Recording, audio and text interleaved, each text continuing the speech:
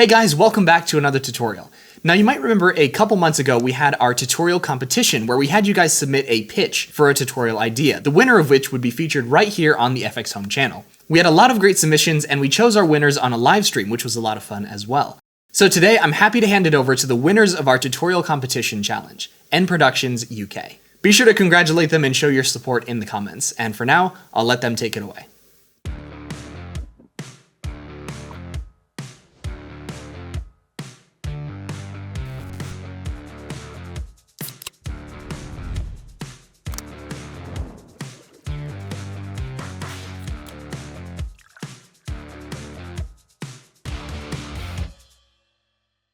Hi, I'm Emily. And I'm Dan, and we are End Productions UK.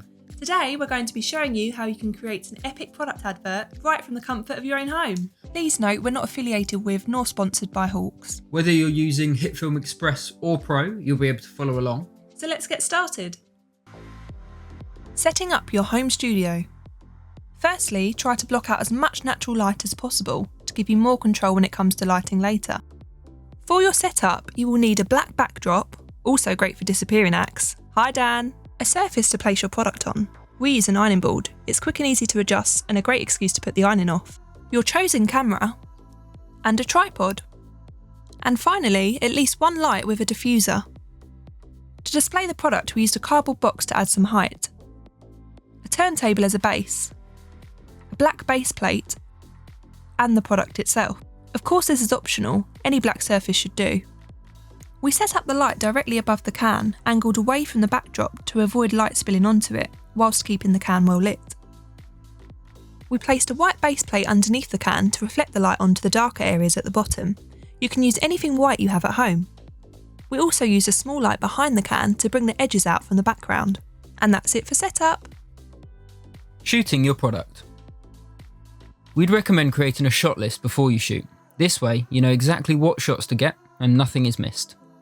Create distance between the product and the background to keep as much light off as possible. Set up your camera on a tripod fairly close to the subject. Adjust the height and zoom distance so the frame is filled predominantly with black. Settings wise, set your aperture as low as possible to keep the subject in focus and the background blurred. Try to avoid overexposing the shot, as this will be harder to bring back in the edit. Always keep your shutter speed at roughly double your frames per second. We shot our whole advert in 100 frames per second for consistency and to give us the option of adjusting the speed in post. Always start with your hero or end shot, so your product and props are unopened and unspoilt.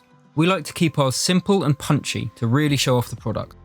Make sure you have the tools necessary, such as skewers and wire, for shots that you'll later composite. A little tip for giving the can a cold, fresh look is to spray it with water before you start. Make sure to get a variety of shots. Even if you're not sure on an idea, shoot it anyway. You may find that it looks great in the edit. The most important thing is to get creative and have fun. Editing your footage. We started with a shot of a still can. We start by colouring our shots to help with the black void look. Using the curves effect, pay attention to the waveform scope. If you're using HitFilm Express, this is available as part of the colour scopes pack. Bring your blacks down to the 0 line and your whites up to roughly 90.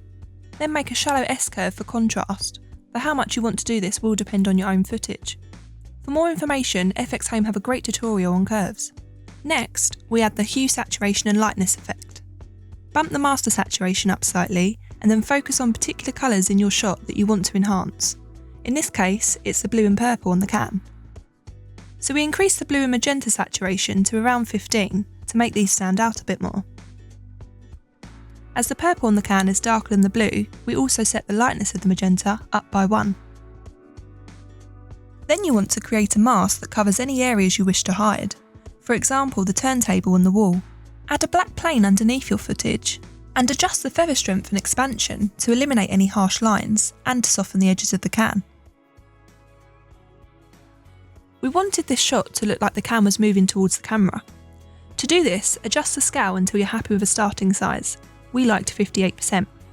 And add a keyframe on the first frame. Then, move forward 1 second and add a keyframe for the end size. We went with 100%. As the can grows, it gives the illusion of movement. To make the movement a bit more dynamic, convert the keyframes to manual Bezier. If you want to, you can adjust the value graph, but we liked it how it was. Next, we wanted to add a reflection. To do this, duplicate the can shot. Let's rename this Reflection. Transform this into a 3D plane, and under Transform, spin the orientation of the Z-axis 180 degrees. Set the X-axis to 22 degrees to make it look like the reflection is on a flat surface. As you can see, although the can is upside down, it isn't mirrored. To do this, simply unlink the scale values and change the value of the X scale to a minus number. Adjust the shot into place and lower the opacity to a suitable level. We went with 27%. As this shot is a duplicate, it has the same keyframes as our main can shot. If we were to leave this as it was, it would make the reflection flip as well as grow, which isn't very realistic. To fix this, find the second keyframe and again make the X value a minus number. You'll also need to keyframe the position of the reflection so it sticks to the bottom of the can as it grows. Also convert these to a manual Bezier so it follows the same path as the scale. To give the shot some atmosphere, we wanted to add some smoke rolling in. We got this stock footage from Humble Bundle. Set the blend mode to screen and the rotation to 90 degrees. After adjusting the position of the smoke, we decided to increase the scale so the footage started and ended off screen. We dropped the opacity to 25% for a more subtle look. We also wanted the smoke to move a bit slower, so drop the speed to 50%. Duplicate the footage and flip it, again using the scale values. Move it so it's coming in from the other side, and voila, you've got some atmospheric smoke. Finally, to really sell the shot, we added a lens blur effect. Keyframe the radius at the beginning to 30 pixels. Go to where your final scale keyframe is and drop the lens blur radius to 1. Convert these keyframes to manual Bezier, copy this effect and paste it onto your reflection, and you're done.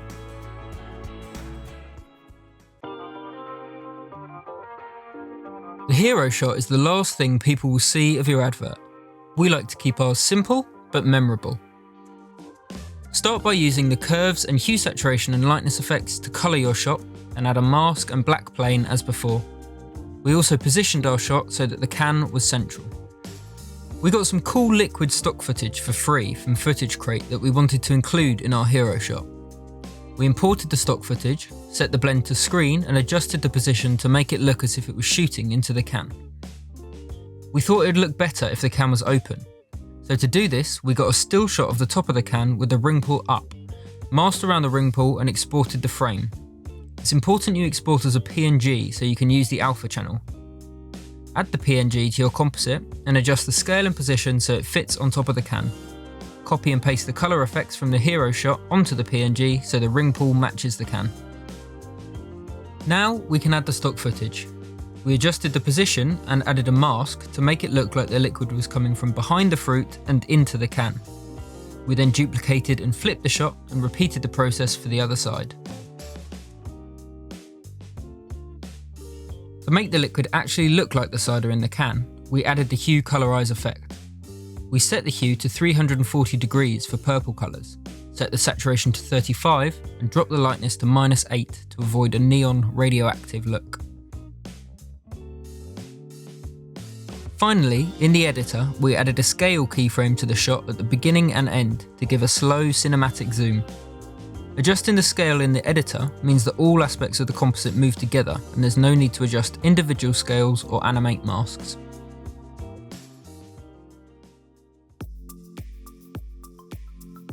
To film this shot, we tied fishing wire to the ring pull of an already open and empty can. Hold the base of the can with one hand, and with the other, pull the wire tight and puppet the can opening. We needed to stabilise the shot, so added a double point tracker and found 2 places to track. For more detail on how to use tracking, be sure to check out FXhome's tutorials. We set the purpose to stabilise, ticked rotation and scale, and hit apply. Again, we used curves and hue saturation and lightness to colour our shot and added a mask to cover the majority of the wire. We knew we were going to scale this in, so didn't bother masking the hand or the turntable. As we scrubbed through the shot, we realised there was a point where the ring pull was reflecting the light and it looked very bright. To bring back some of the detail on it, we added a grade layer with a mask over the ring pull. We didn't need to be incredibly accurate with this as we were only changing the highlights. We added curves to the grade layer and brought the highlights down to lessen the glare. We then needed to remove the rest of the wire, so added another mask around the top edge of the ring pull. We animated this using keyframes on the path value. Again, FXhome have some great tutorials on masking if you'd like to learn more. To help with the illusion of the can opening, we added some smoke stock footage, as well as a water droplet, which we coloured using a hue colorize effect. We blended them to the screen and scaled and positioned them to make them look like they were coming out of the can as it cracked open. Lastly, in the editor, we scaled and positioned the shot. We did this in the editor as we didn't want it to interfere with the keyframes created by the tracker.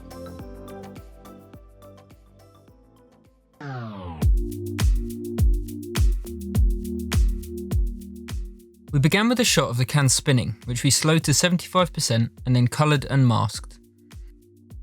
We also needed to animate this mask slightly, so it moved with the can.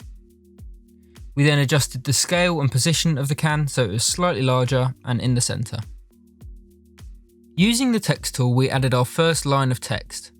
We adjusted the font size and position and changed the font to one we downloaded from the font that matched the can's branding. We also changed the colour to a blue similar to that on the can. After adding all of the text, we added keyframes on the opacity values to make each line fade in one after the other. We added more text on the right of the can and wanted a glitch transition between them. To do this, we added the film damage effect to each line of text. On the seed value, we added a keyframe of 0 where we wanted the glitch to start, and then went forward a few frames and up the seed value to a point where the text distorted in a different direction. We then repeated this process with the other two lines of text, with keyframes in the same place but at different values to add variety and enhance the glitchy look. For the purple text, we reverse this process, starting at a high seed value and ending on 0, so as the blue text glitches out, the purple text glitches in. We wanted to give the text a bit more of a gritty feel and make it look less stuck on. So first we added a glow and adjusted the intensity to 0.6, the threshold to 24% and the radius to 66 pixels. We also added film grain and increased the grain strength to 34%. Film grain and film damage are both available as part of the VFX damage pack. As a finishing touch, we added chromatic aberration. We added keyframes for the distance value and put these in the same place as those for the film damage seed, so that the effect increased as the glitch occurred. We copied the effects onto the purple text and again reversed the keyframes of the chromatic aberration to follow the glitch. Lastly, we also added the chromatic aberration effect to the can shot. We checked the pink and blue text to see where the glitch effect started and ended, and added keyframes on the can shot to up the distance to around 4%. One frame either side of these, we dropped the distance to 0% so that the effect would switch on and off.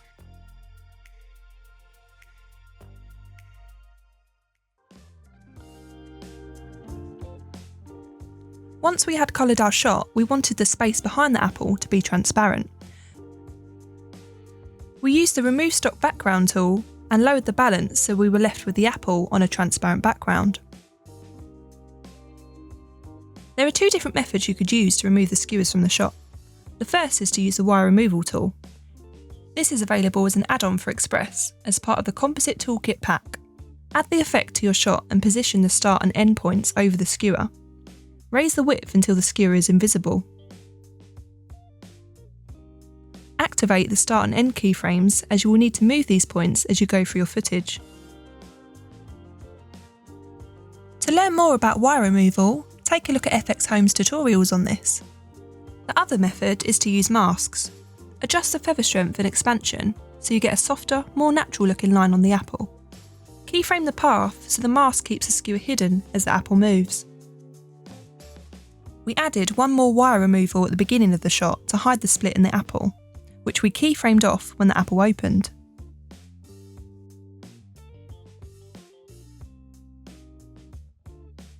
We added a still can shot to the composite and moved it below the apple layer so it would appear behind the apple as it opened. We then added keyframes on the can's scowl, so as the apple split, the can grows. To make it look like the apple slices were coming from behind the can, we exported a still frame of an apple slice with the skewer masked out, and added this to the composite. We animated it by keyframing the scale, position and rotation values so that the apple would fly off. We duplicated and flipped the apple slice to have one fly either way. Finally, we added a mask over the can to make it look like the slice came from behind it. We keyframed the path so as the shot moved, the mask stayed over the can. Music and sound design. Music is a great way to elevate your advert, enhancing its mood and making the product more memorable to viewers. Find some music that matches the brand's identity. There are tons of great websites out there for music and sound effects. For this advert, we went for a rocky piece of music with a good beat. There's no real rule when editing with music. It pretty much comes down to what looks and sounds right, but we cut most of our shots to the beat, having them change on the drum.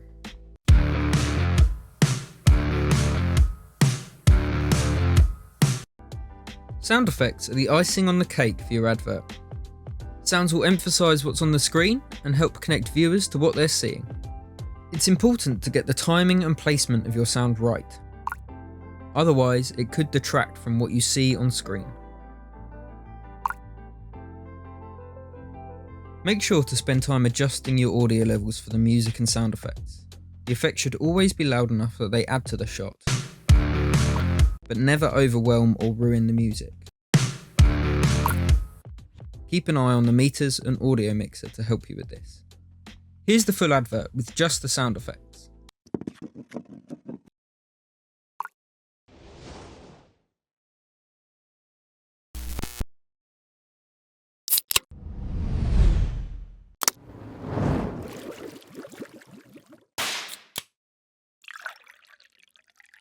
As a general rule of thumb, your complete sound design should normalise at around -12 decibels, peaking at no more than -6 decibels. So, you've learnt how to set up a home studio, how to shoot your footage, edit the shots, and how to add music and sound effects. Let's see what we've got. Here's the full advert.